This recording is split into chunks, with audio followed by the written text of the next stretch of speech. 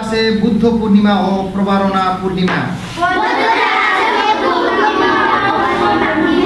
খ্রিস্টানদের আছে Easter Sunday আর বড়দিন। এছাড়াও রয়েছে নানা উৎসব। পহেলা বৈশাখ নববর্ষের উৎসব।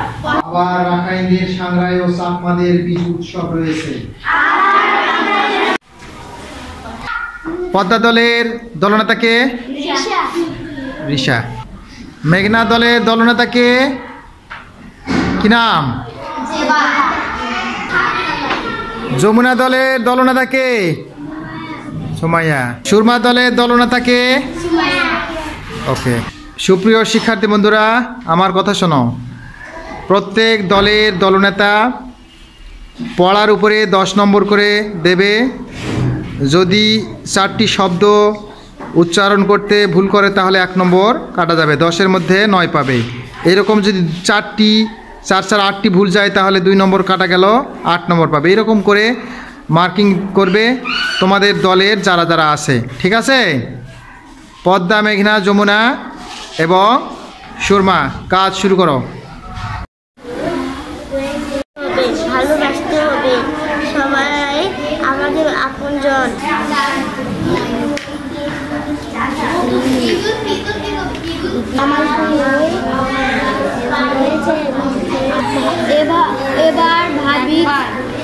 একবার ভাবি কৃষকের নম্বর দল ঋষা, কে কত পেল?